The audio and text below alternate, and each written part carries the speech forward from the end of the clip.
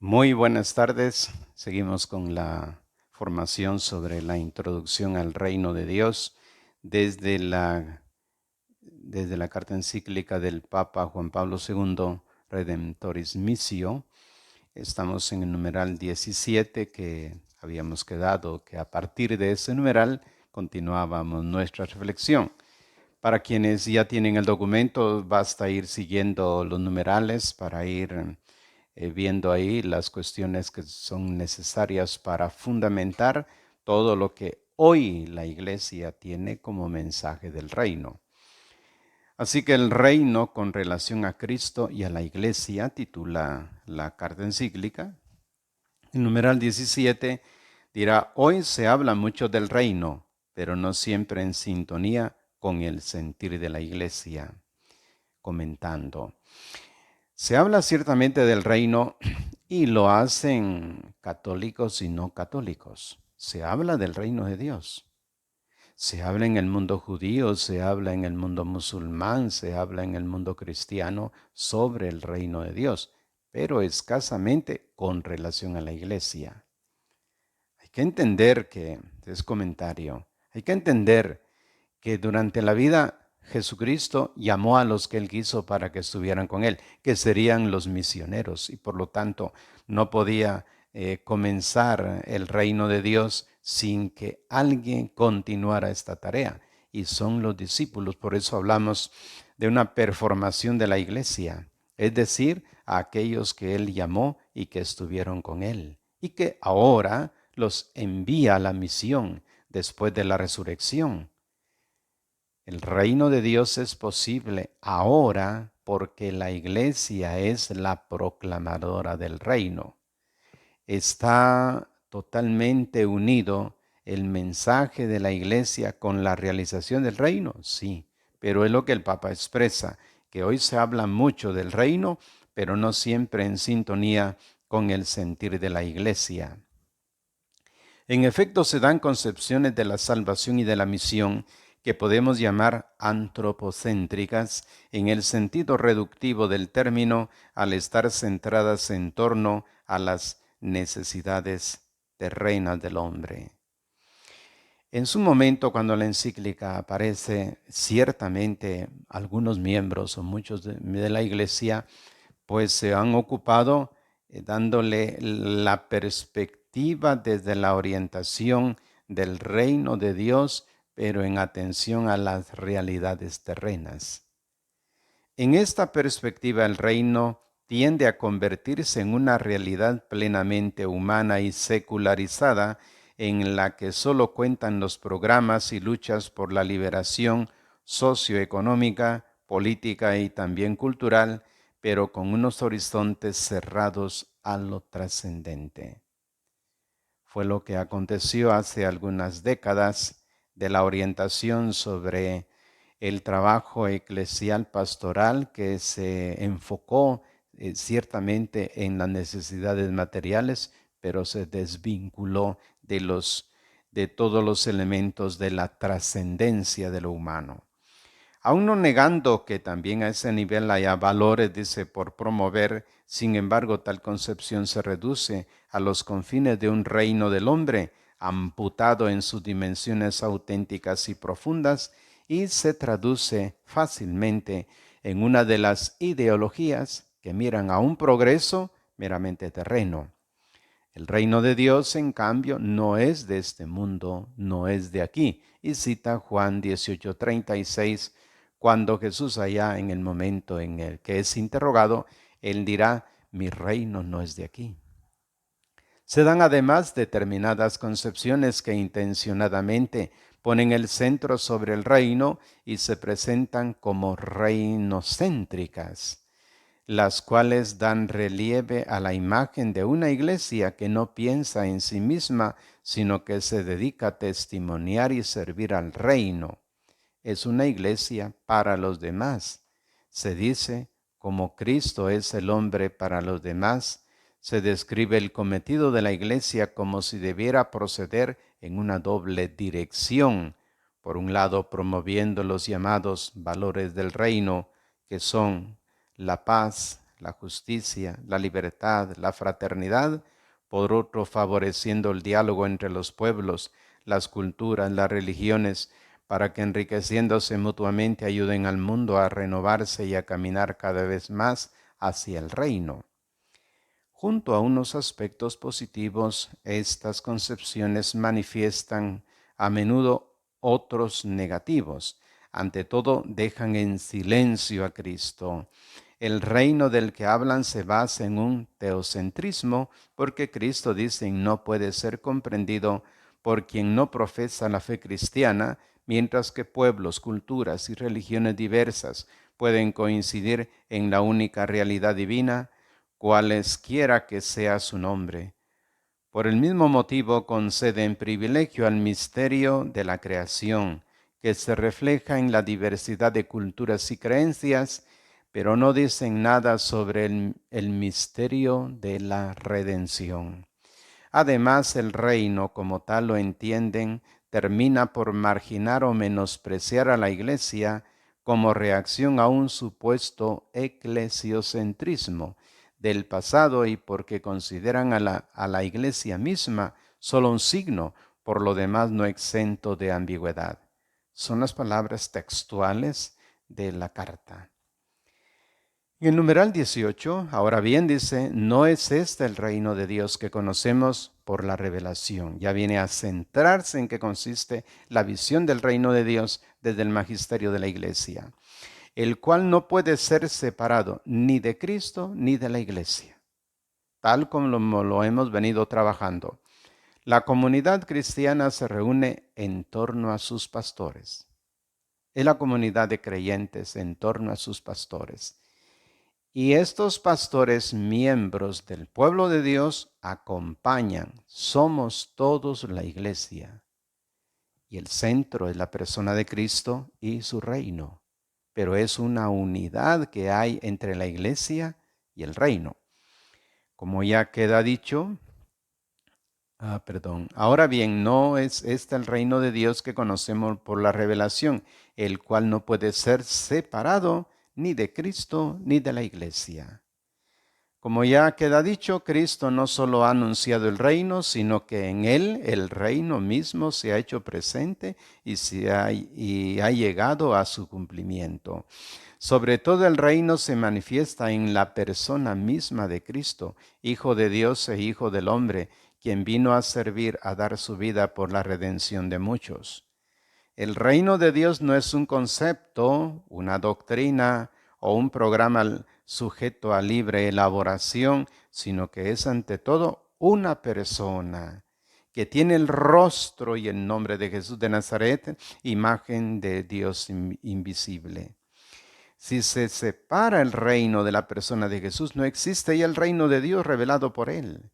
Y se termina por distorsionar tanto el significado del reino que corre el riesgo de transformarse en un objetivo puramente humano o ideológico, como la identidad de Cristo que no aparece ya como el Señor al cual debe someterse todo cuanto existe. Y cita 1 Corintios 15, 27. Asimismo, el reino no puede ser separado de la iglesia. Ciertamente, esta no es fin para sí misma, ya que está ordenada al reino de Dios, del cual es germen, signo e instrumento. Sin embargo, a la vez que se distingue de Cristo y del reino, está indisolublemente unida a ambos. Cristo ha dotado a la iglesia, su cuerpo, de la plenitud de los bienes y medio de la salvación. El Espíritu Santo mora en ella, la vivifica con sus dones y carismas, la santifica, la guía y la renueva sin cesar. De ahí deriva una relación singular y única que, aunque no excluya la obra de Cristo y del Espíritu Santo fuera de los confines visibles de la Iglesia, le confiere un papel específico y necesario. De ahí también el vínculo especial de la Iglesia con el reino de Dios y de Cristo, dado que tiene la misión de anunciarlo e instaurarlo en todos los pueblos. Hasta aquí el numeral 18. Importante para el Papa Juan Pablo II en esta carta encíclica es que la misión de la Iglesia lleva el reino, realiza el reino. Tal como San Pablo VI también decía, que la naturaleza de la iglesia es que ella sea misionera, pero la iglesia total. Porque el problema que nosotros pues observamos en la realidad pastoral es que cada persona se autonombra dirigiendo a un determinado grupo que no está en conexión con la iglesia. Por eso el Papa insiste en que en realidad puede que la gente esté trabajando por una u otra razón y que lo hace diciendo estamos trabajando por el reino, pero dice no hay una relación con la iglesia. Veamos el número 19. Es en esta visión de conjunto donde se comprende la realidad del reino. Ciertamente éste exige la promoción de los bienes humanos y de los valores que bien pueden llamarse evangélicos, porque están íntimamente unidos a la buena nueva. Pero esta promoción que la Iglesia siente también muy dentro de sí no debe separarse ni contraponerse a los otros cometidos fundamentales, como son el anuncio de Cristo y de su Evangelio, la fundación y el desarrollo de comunidades que actúan entre los hombres la imagen viva del reino. Con esto no hay que tener miedo a caer en una forma de eclesiocentrismo.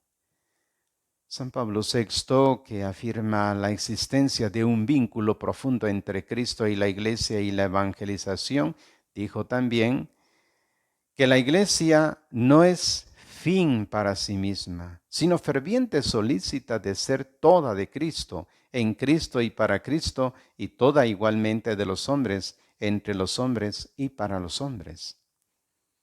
Así que la Iglesia está al servicio del reino. Veamos aquí la visión de Juan Pablo II sobre el trabajo de la Iglesia al servicio del reino.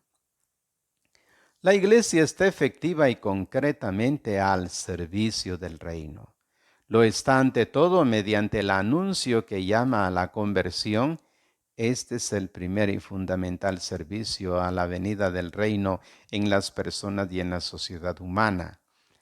La salvación escatológica empieza ya desde ahora con la novedad de vida en Cristo. A todos los que la recibieron les dio el poder, dice, de hacerse hijos de Dios a los que creen en su nombre. Juan 1:12.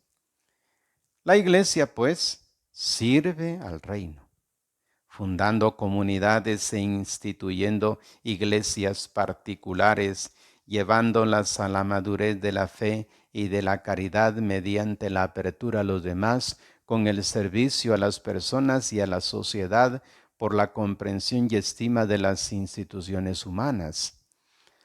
La iglesia además sirve al reino difundiendo en el mundo los valores evangélicos, que son expresión de este reino y ayudan a los hombres a acoger el designio de Dios. Es verdad, pues, que la realidad incipiente del reino pueden hallarse también fuera de los confines de la iglesia en la humanidad entera, siempre que ésta viva los valores evangélicos y esté abierta a la acción del Espíritu que sopla donde y como quiere, pero además hay que decir que esta dimensión temporal del reino es incompleta si no está en coordinación con el reino de Cristo presente en la iglesia y en tensión hacia la plenitud escatológica.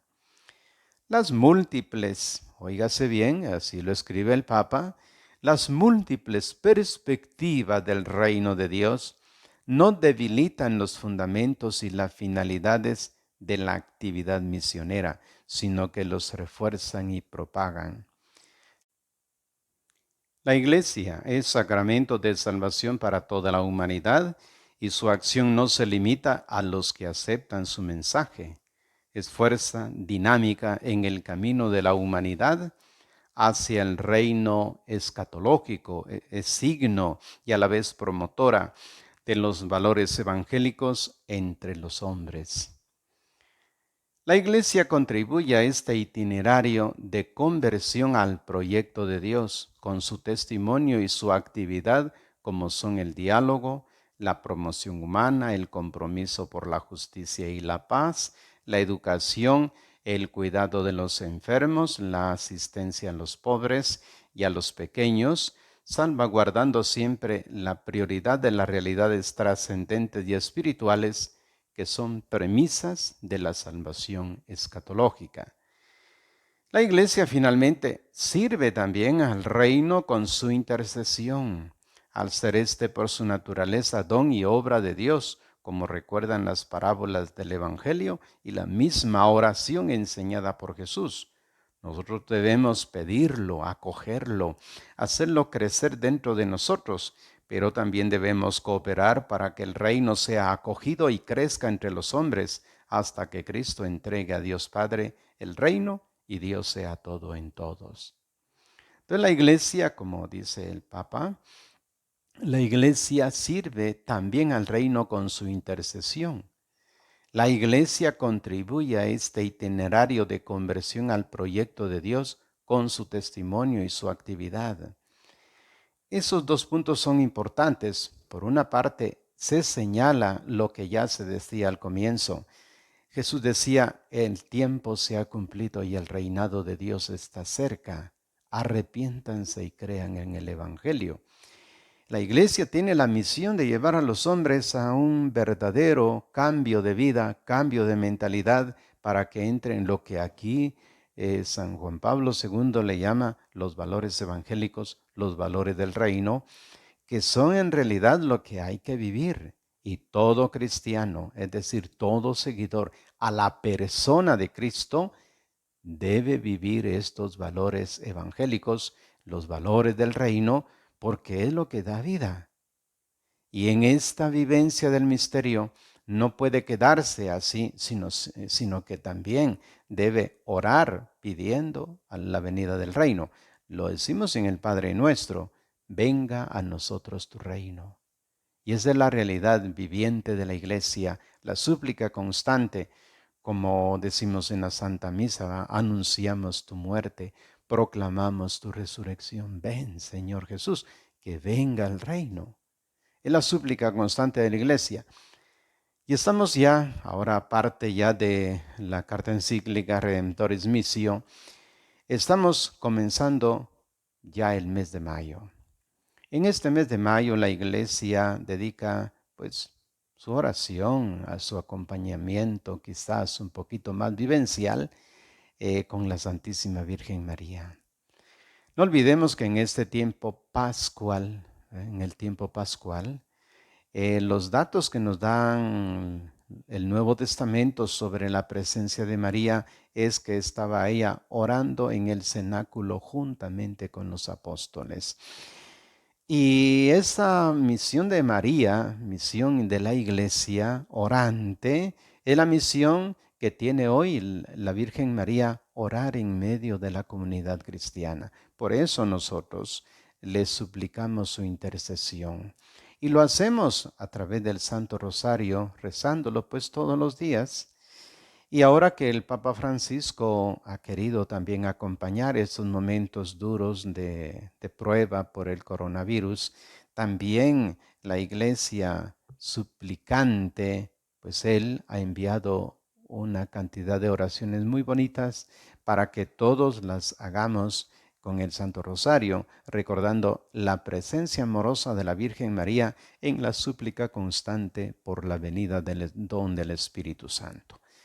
Pedimos para toda la iglesia esta reavivación, esta vivencia de la presencia de la Santísima Trinidad, Dios Padre que ha enviado a su Hijo y que ahora ha vuelto al Padre, según pues lo que estamos celebrando, envía el don del Espíritu, las tres divinas personas en esa comunión intratrinitaria, comunión intratrinitaria en la iglesia y comunión en la parte final de la vida, entrar a la comunión plena de este misterio comunitario, el misterio de la Santísima Trinidad.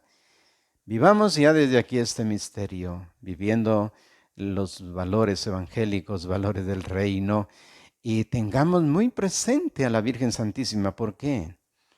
Vean, cuando pues alguien se va a casar, está feliz porque ha de contraer matrimonio. pero también es consciente de que si se casa con la persona, pues también debe considerar las relaciones que tiene con la familia de con quien se desposa. Muchas veces el no tener claridad sobre estas cosas puede que fracase. Y nosotros vamos a esa boda eterna. Y en esta boda eterna, allá están la Santísima Virgen María, pues en la comunidad eterna.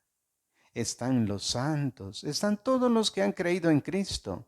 Por eso desde aquí entramos en comunión con ellos. Por eso la comunión con la Santísima Virgen María tiene que ser real. La comunión con los santos también lo debe ser, porque es la familia a la que aspiramos nosotros también pertenecer. Hagámonos amigos desde aquí, porque vamos al mundo de lo eterno. En el eterno, pues las cosas son distintas. Hay que comenzarlas a trabajar desde aquí. Como dice esta semana en el Evangelio Jesús, yo soy el pan que da vida en el eterno. Comulguemos con la palabra.